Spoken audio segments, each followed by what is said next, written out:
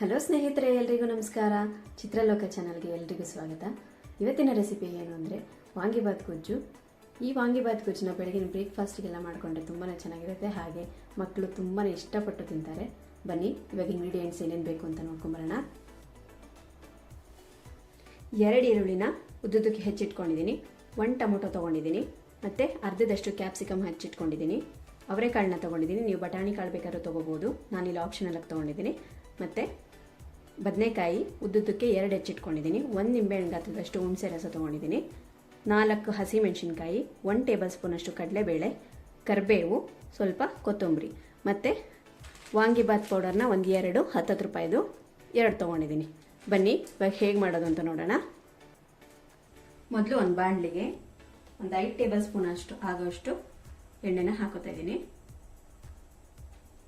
ಇವಾಗ ಎಣ್ಣೆ ಬಿಸಿ ಆಗಿದೆ. ಸ್ವಲ್ಪ ಸಾಸಿವೆನ ಹಾಕೊಂಡು ಸಿಡಿಸ್ಕೊಳ್ಳೋಣ.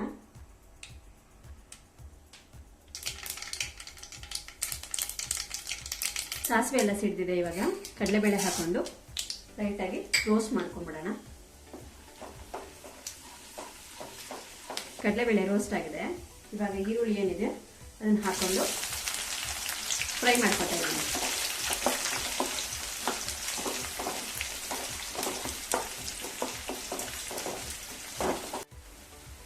ಇವಾಗ ಈರುಳ್ಳಿ ಎಲ್ಲ ಫ್ರೈ ಆಗಿದೆ. ಇದಕ್ಕೆ ಕರಿಬೇವು ಮತ್ತು ಹಸಿಮೆಣಸಿನ್ಕಾಯಿನ ಹಾಕೊಂಡು ಹಾಗೆ ಫ್ರೈ ಮಾಡ್ಕೊಳ್ಳೋಣ.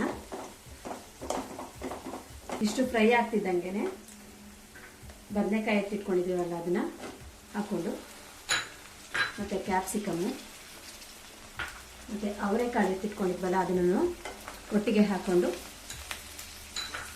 ಸ್ವಲ್ಪ ಹಾಗೆ ಬಾಡಿಸ್ಕೊಂಬಿಡೋಣ.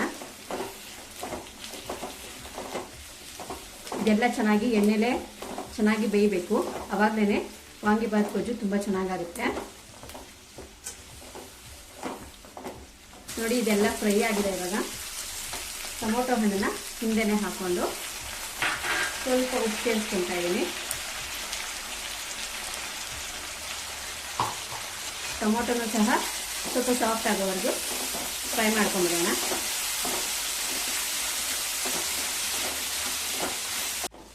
ನೋಡಿ, ಇವಾಗ ಎಣ್ಣೆಲಿ ಎಲ್ಲ ಚೆನ್ನಾಗಿ ಬೆಂದಿದೆ. ಇವಾಗ ಇದಕ್ಕೆ ಹುಣಸೆ ರಸನ ಸೇರಿಸ್ಕೊತಾ ಇದ್ದೀನಿ. ಈ ಹುಣಸೆ ರಸನ ಒಂದು 2 ನಿಮಿಷದ ತನಕ ಚೆನ್ನಾಗಿ ಬೇಯಿಸ್ಕೊಂಬಿಡೋಣ. ಈ ಇಂಗ್ರೀಡಿಯೆಂಟ್ಸ್ಗೆಲ್ಲ ಇದು ಹುಳಿ ಚೆನ್ನಾಗಿ ಹೊಂದ್ಕೋಬೇಕು. ಅದಕ್ಕೋಸ್ಕರನೇ ಒಂದು 2 ನಿಮಿಷದ ತನಕ ಬೇಯಿಸ್ಕೊಂಬಿಡೋಣ. ಆ ಎಣ್ಣೆ ಎಲ್ಲ ಬಿಡ್ತಾ ಬರುತ್ತೆ ಚೆನ್ನಾಗಿ ಬೆಂದಂಗೆನೆ. ನೋಡಿ, ಇವಾಗ ಹುಳಿ ಎಲ್ಲ ಚೆನ್ನಾಗಿ ಬೆಂದು ಎಣ್ಣೆ ಬಿಟ್ಕೊಂಡಿದೆ. ಈ ಟೈಮಲ್ಲಿ ವಾಂಗಿಬಾತ್ ಪೌಡರ್ನ ಹಾಕೋತಾ ಇದ್ದೀನಿ.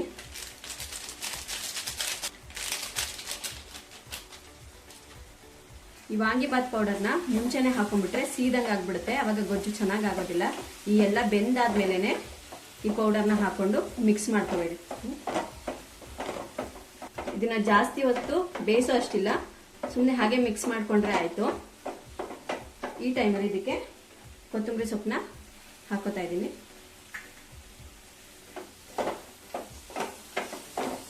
ನೋಡಿ, ಆ ಎಣ್ಣೆ ಅಂಶದೆಲ್ಲ ಪೌಡರು ತುಂಬ ಚೆನ್ನಾಗಿ ಹಿಡಿದಿದೆ. ಇಷ್ಟಾದರೆ ವಾಂಗಿಬಾತ್ ಗೊಜ್ಜು ರೆಡಿಯಾಗಿದೆ.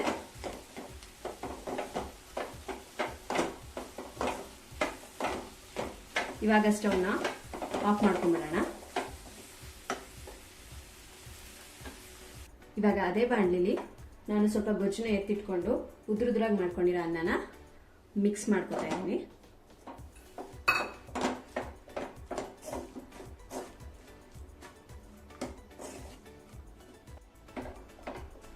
ನೋಡಿ, ಹೀಗೆ ಚೆನ್ನಾಗಿ ಮಿಕ್ಸ್ ಮಾಡಿಕೊಂಡ್ರೆ ನಮಗೆ ವಾಂಗಿಬಾತು ರೆಡಿ ಆಗುತ್ತೆ.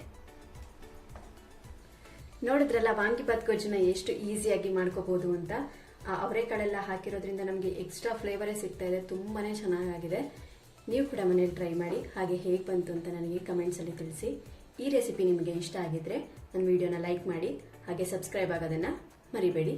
ಎಲ್ರಿಗೂ ನಮಸ್ಕಾರ.